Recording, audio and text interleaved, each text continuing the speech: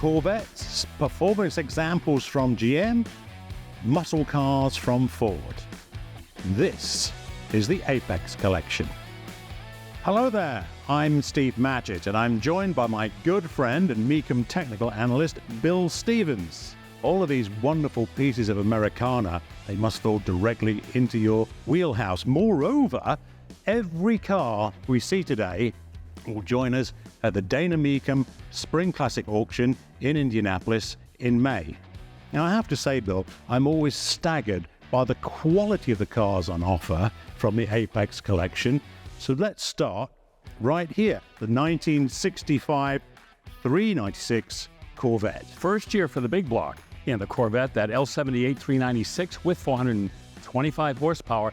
This engine opened the door for the Corvettes to have bigger engines over the next few years. The 427 came out in '66 and the L88 427 in 1967. That was a big period for these C2 Corvettes in terms of their horsepower. Oh, look at the restoration on this car. It's got the Nassau blue exterior, blue interior, white top, knockoff wheels, gold stripe tires, and those ever desirable side exhaust. Yep, this is a Corvette that any Corvette collector would lust to own. But wait, there's more.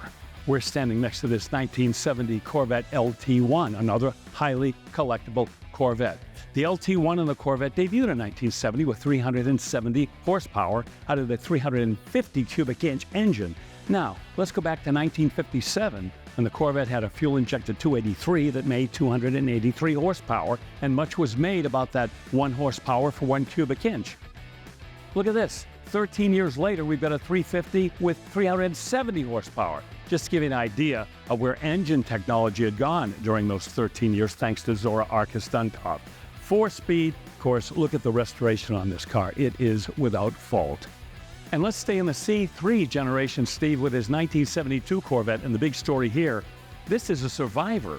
And this is a benchmark car, meaning that Bloomington Gold uses this car to judge the originality of other cars that are being certified. It's got a small block, automatic transmission, and air conditioning. Oh, and let me also mention, 8,200 miles. My engineering background suggests to me that GM were as keen as possible to put as much air as possible inside their high-performance V8s. We see that with the Ram air induction system on the GTO, the Cowell induction system on the El Camino. More air inside the V8, a bigger bang, more horsepower. It looks like GM were really onto something. Oh yeah, 1969 Pontiac GTO Judge Ram Air 4. 370 horsepower out of that 400 cubic inch V8. This one with a 4-speed, carousel red, the color everybody loves. These were 13-second cars on the quarter mile right from the showroom. And moving over here, how about a 1970 Chevy El Camino with a 454? This is not the LS6, this is the LS5, the little brother, 360 horsepower, but 4-speed transmission and in quadruple black. Black on the outside, black vinyl top, black interior, and black cargo bed. So between these two cars right here, you're talking about, 800 horsepower. You're looking at a real piece of Street Machine history right here, a 1970 Nova 396. But this is a real motion performance 396 Nova. Horsepower, I'm guessing maybe 450 after Joel Rosen and all of his little elves down there in Long Island, New York got through with this. Somebody brought their Nova to Motion Performance and had the full Monty makeover. So not only the engine and the 4-speed transmission, but the Fathom Blue paint, the Torque Thrust D wheels, and this is a numbers matching Motion Performance 396 Nova. Yep, history on 4 wheels. And nestled amongst all the other gems of the Apex Collection, Bill, we stumble across this, a 92 Lumina. Now, we know that charity work is embedded deep in the DNA of Mecum, and we know that this car is destined for a charity auction. So what do we know about it? Well, I can tell you that the proceeds that will be gained from the sale of this car will go to the Automotive Education and Policy Institute. But the car itself, this is a collectible automobile, believe it or not, a 92 Lumina, but it's a Dale Earnhardt edition. There's only 25 of these that were ever built. This is number 23. And they were built at Dale Earnhardt's dealership in Newton, North Carolina, okay? Now, the running gear, pretty standard fare. 3.4-liter twin-cam V6 with 200 horsepower, front-wheel drive, automatic transmission, but it really is all about the appearance and how it connects you to the Intimidator, Dale Earnhardt.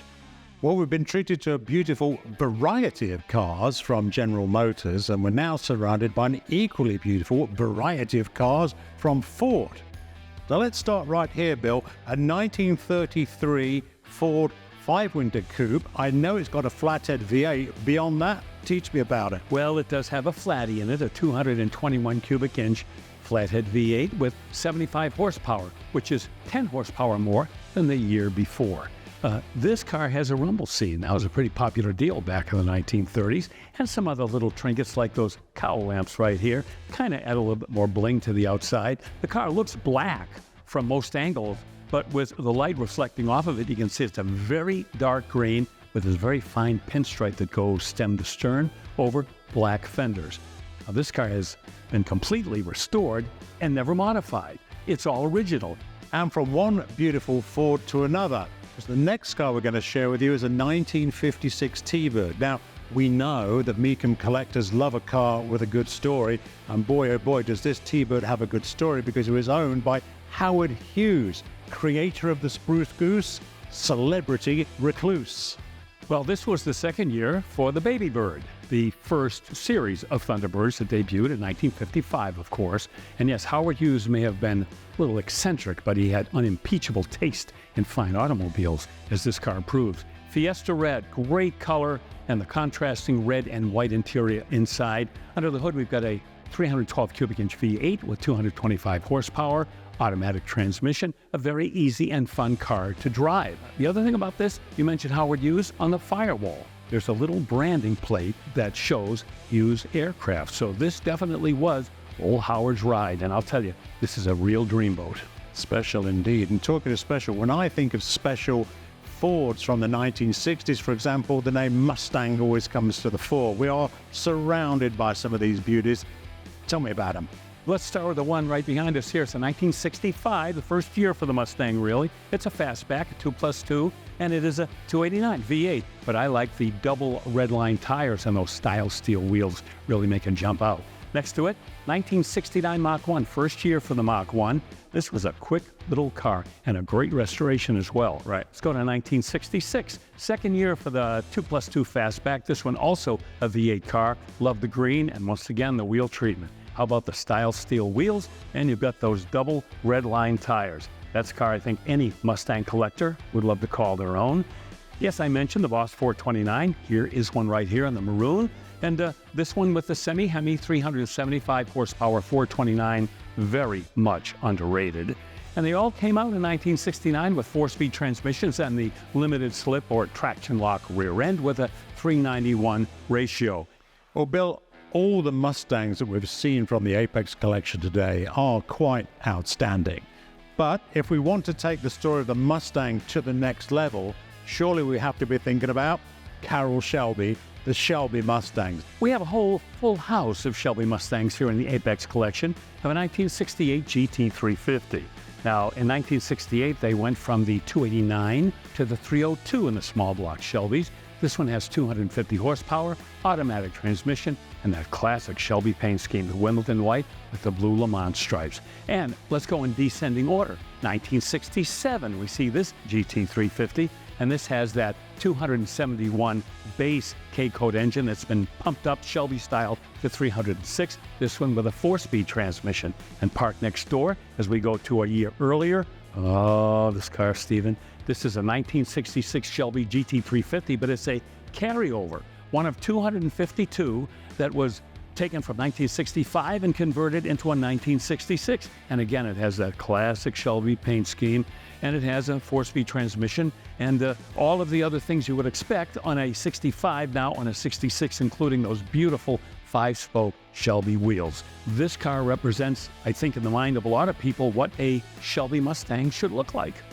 Well, as a card-carrying member of the Shelby American Automobile Club, it makes my skin tingle to stand next to this 1965 Shelby GT350 Mustang. beautiful rotisserie restoration, as you can see. Has the 306 horsepower, 289. The 4-speed, as all of them did in 1965, plus those beautiful Krager 5-spoke wheels and real deal Goodyear Blue Dot tires on this car. This redefines the word perfection.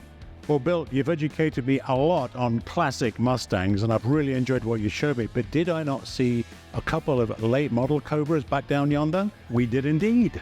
Starting with a 2007 GT500. Now that car's significant because Shelby and Ford were kind of button heads for a while, but that symbolized the remarriage, you might say, of Shelby and the Ford company. That car with 500 horsepower, supercharged V8, a 6-speed manual transmission, and again, a landmark GT500 in the scheme of things. And right next to that, 2014 GT500, that one with 662 horsepower with a supercharged 5.8-liter V8. Just a great way, you might say, to keep that Shelby and that Ford marriage nice and friendly. If we want to talk Carroll Shelby, surely this car has to represent the high watermark of his automotive career. The big block 427 AC Cobra. And if ever there was a car which reflects our Anglo-American friendship, surely it has to be this. Yes, this really does symbolize the legend, lore, and legacy of Carroll Shelby. And talk about great timing. Well, AC cars in England lost their engine agreement with Bristol, and Ford wanted a 2-seat sports car to compete with the Corvette. In walks Carroll Shelby, gets AC to give him the platform, gets the engines from Ford, and like peanut butter and chocolate, the rest is history. The Cobra was born. Well, if what I understand about race engineering after all these years, there are 2 factors that you need. One is a very powerful engine. There ain't no substitute for cubic inches, but if you have a very lightweight chassis, when you marry that engine to it, you've really got something very special. Yeah, between 425 and 485 horsepower from that 427 engine will make this dynamite on wheels. This was the last Cobra to get the 427 before they moved to the 428. And you'll notice this is a pure street car. No hood scoop, no side exhaust, no roll bar, no racing fuel filler in the back. And there are very few pure street cars left because a lot of them were converted to race cars. This really is probably one of the most outstanding street cars you'll ever see in the form of a 427 Cobra with an original body, chassis, and drivetrain. It's an absolutely beautiful example of a Cobra. Well, Bill and I have had absolute wonderful fun day here at the Apex Collection, exploring the cars. And if you too would like to see these cars firsthand, then come down and join us at Indianapolis for Dana Mecum's 37th Original Spring Classic.